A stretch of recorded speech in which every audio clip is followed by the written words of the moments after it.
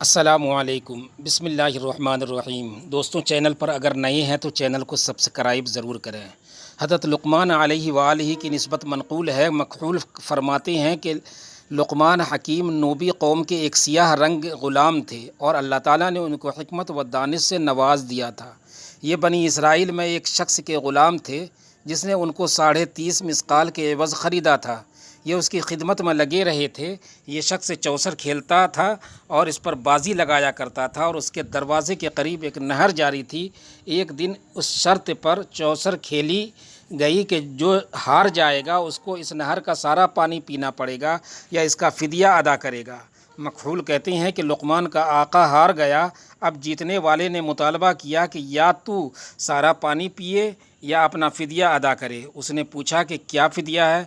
उसने कहा कि तेरी दोनों आँखें जिसे मैं फोड़ूंगा या जो कुछ भी तेरे मिल्कियत है वो सब फ़िदिया होगा। लुक़मान के आका ने कहा कि मुझे आज के दिन की मोहलत दो। उसने मंजूर कर लिया। कहती हैं कि वो बहुत गमगीन और आज़ुर्दा था कि लुक़मान लकड़ियों का गट्ठा पुश्त पर उठाए हुए आ पहुँचे और आका को सलाम किया। फिर गट्ठे को रखा और उसके पास आए और उसकी आदत थी कि वो जब हज़रत लुक़मान को देखता था तो उससे दिल लगी किया करता था और उनसे कलिमात हिकमत सुनता और ताज्जुब किया करता था।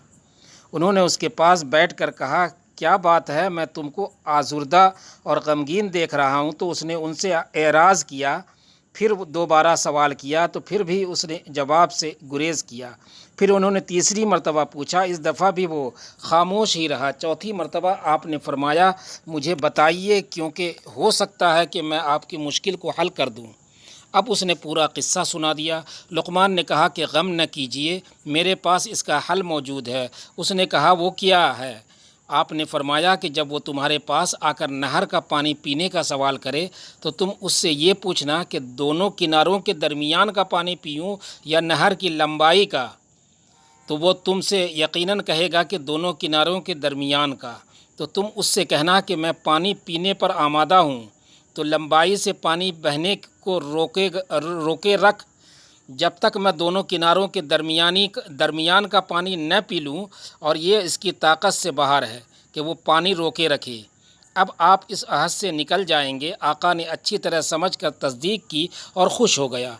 जब सुबह हुई तो वो शख्स आया और उसने कहा कि मेरी शर्त पूरी करो।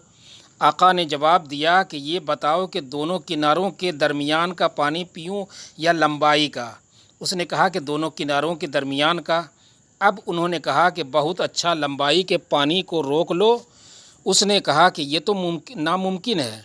इस तरह आदम ईफ़ा की ज़िम्मेदारी उस पर जा पड़ी और ये गालिब आ गया। मखऊल कहते हैं कि उसने लुक़मान को आज़ाद कर दिया।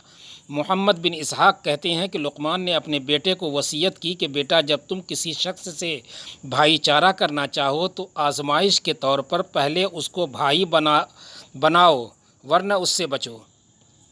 हज़रत अबू हुरैरा रज़ी अल्लाह ताला अन्हु से रिवायत है कि हुज़ूर अक़दस सल्लल्लाहु अलैहि वसल्लम की खिदमत में एक शख्स ने हाज़िर होकर अर्ज़ किया कि मेरा एक पड़ोसी है जो मुझे दुख पहुंचाता रहता है।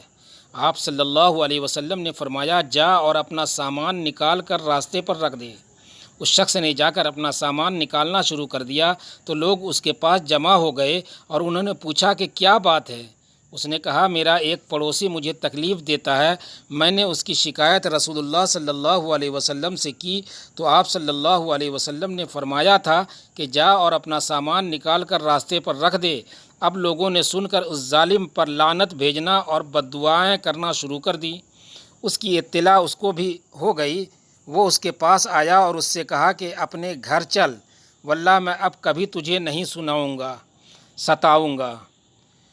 दोस्तों, चैनल को सब्सक्राइब करें, शेयर करें, लाइक करें और कमेंट में अपने बेहतरीन राय का इजहार ज़रूर करें और बेल आइकन का बटन दबाना न भूलें। शुक्रिया।